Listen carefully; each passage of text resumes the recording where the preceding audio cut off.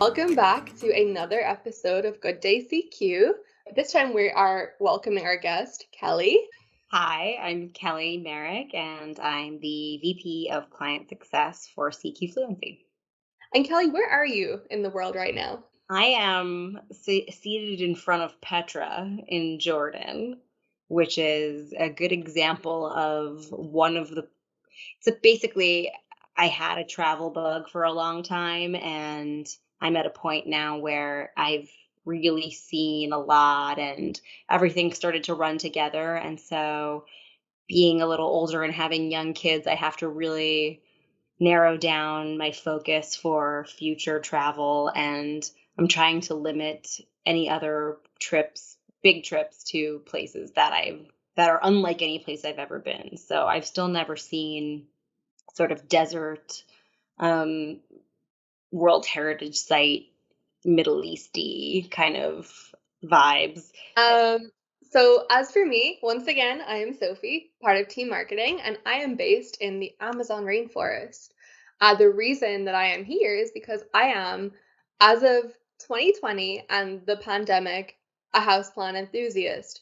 And the thing about the houseplant industry is that most of them are coming from all these super interesting places like the Amazon, Southeast Asia. So I'm here looking at some plants.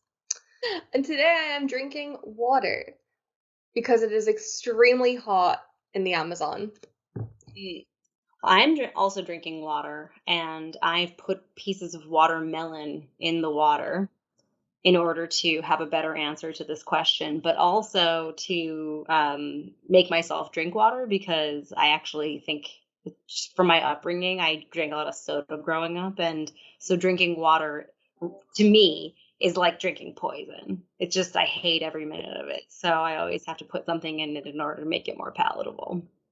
So, Kelly, walk me through a typical day in your role at CQ. So, some of the things that you work on every day, some of the challenges, some of the unpredictabilities of your day. What's it look like for you?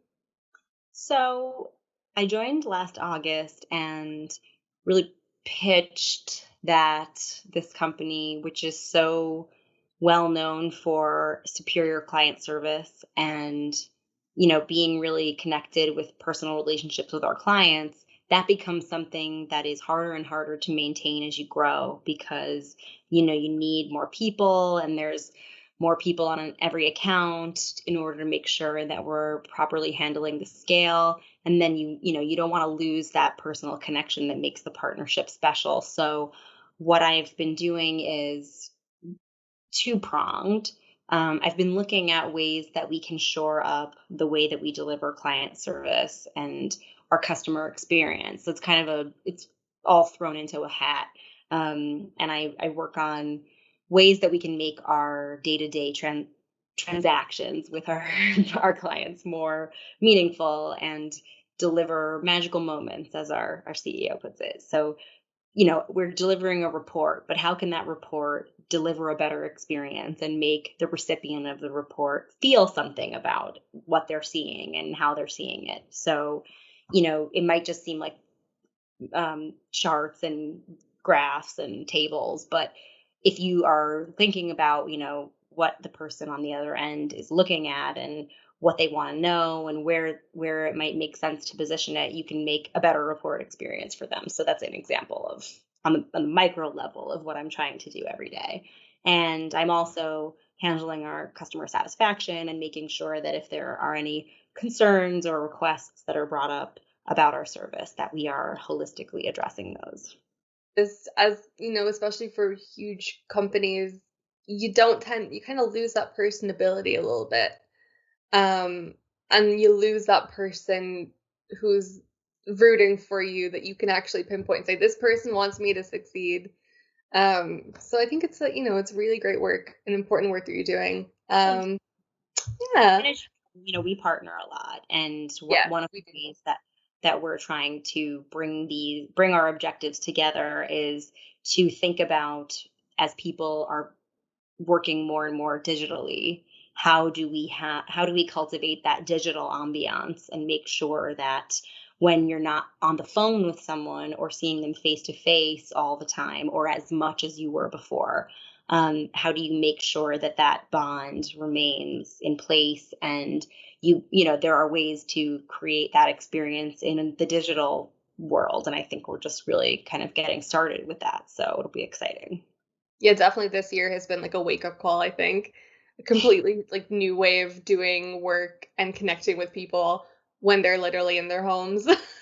It could be Yeah. like, because, even for working internally, there's a stigma almost of like just calling someone and just like hitting them up because they're in their personal space. So it's navigating that new landscape. And I guess that segues nicely into like, what is one thing then that you can't live without, as you're working from home? What is the one thing that really makes it easier, especially if you can't get that same kind of energy from in person interaction?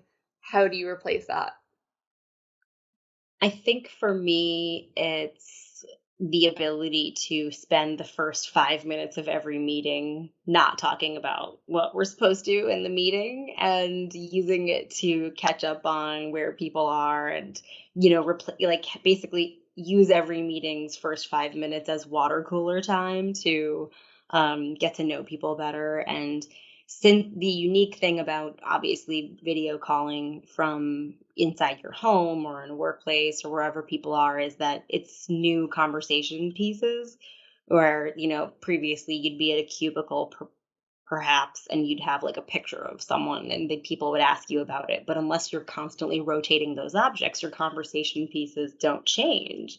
And working from home, my children are constantly interrupting me and other people's children are interrupting, and we get to learn so much about one another from looking around in the background and spotting something out of place or you know noticing that someone's changed rooms and kind of getting behind why that is.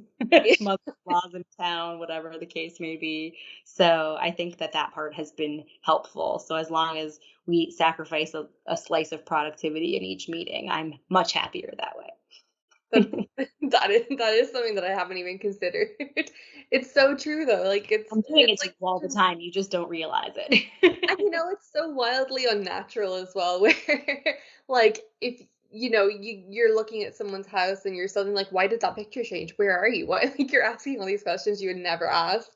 Yeah. Um I've never thought of it that way. But yes, you do have to sacrifice those 5 minutes.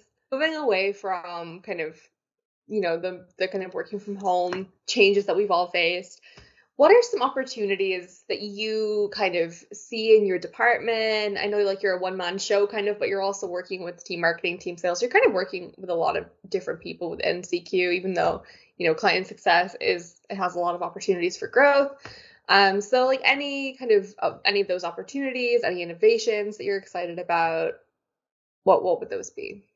So, we're taking a closer look at our onboarding experience in order to really set people up when they start working with us, whether it's a brand new contract that we're just introducing ourselves to stakeholders for the first time.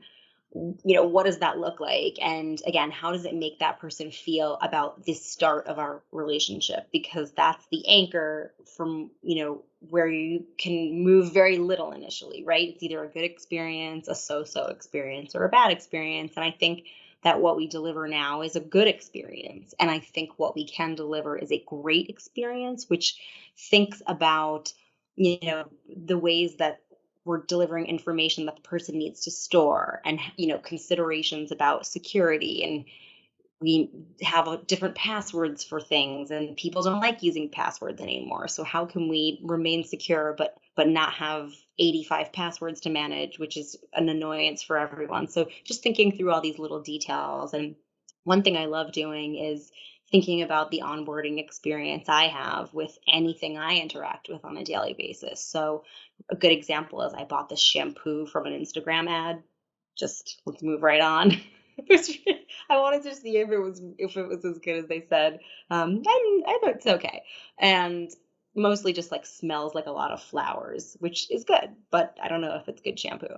But the way that it came in the box, and it has my name on it, and there's a postcard for me with instructions about how to use the shampoo. And it's like that versus buying it off of a drugstore shelf is a completely different experience that gave me some excitement about using the shampoo. And, it's just like that's the kind of thing that we're trying to bring to something like ordering a translation and receiving the translation back. You wouldn't think that there's a lot we can do to improve that, but I think that some of the ways that we're exploring the onboarding experience will make the kickoff and setting up the goals together and making sure that we're tracking against those goals and always knowing what they are and using a dashboard to convey our progress. And that's the equivalent of the shampoo postcard, basically, that I foresee us rolling out soon.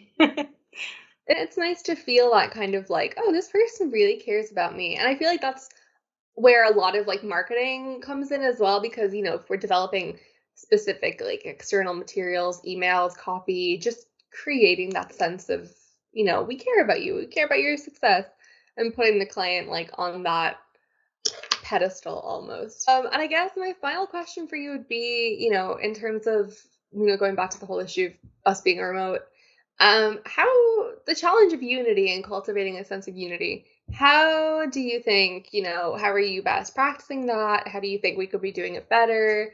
Any opportunities there? What is your favorite way of cultivating unity? I think that this series is a great example of the way that we've been trying, but sometimes you don't get to speak to everyone. This company is growing and Yeah. there's a lot of people. I'll offer this perspective on the subject of unity. And I really love that it's our sort of word of the year, and that it's something we're being really conscious about bringing to all of our interactions with one another. It's incredibly hard, right? It's not just that it's important, it's that it's important and it's really hard to do unless you're being very intentional about it, because and I've certainly always had challenges especially when I was younger and didn't understand, you know, being right versus being liked, right? And it's not a popularity contest, but rather just it's more important to work together and be mutually respectful and appreciative and function as a team than to have dysfunction but be right about everything and constantly prove to everyone that you're right. So it's like incredibly hard also when disagreeing with people about things, which is also something that affects us all on a global, local, national scale at the moment. And uh, so it's incredibly important to be, I guess, humble in that you don't know everything. Someone may have a better opinion about, whatever you're talking about, and you need to be able to listen and make sure that you have the, what are we trying to accomplish as your intention for doing anything? And if you don't have a good answer for like, what am I trying to accomplish here? Sort of stepping back and letting others who do have a good sense of what we're trying to accomplish lead in situations where you may be, and being remote and having to work with people on important things, stressful things at times. I think my perspective on unity is it's incredibly difficult to achieve without everyone being really dedicated to it. So I'm really happy to be here because I know that we as a team are very dedicated to making sure everyone feels that spirit. So Thank you so much for being our fourth guest for this series. It's been great learning about your role. Hopefully, we'll get to, kind of see more of you in the next couple months, more of your efforts coming to fruition. I know that we're all super excited to round out this year on a good note, and I think that client success is definitely, one of the most important elements to achieving that. So thank you for sharing. It was really fun talking to you, as always. You too. Bye, everyone. Bye.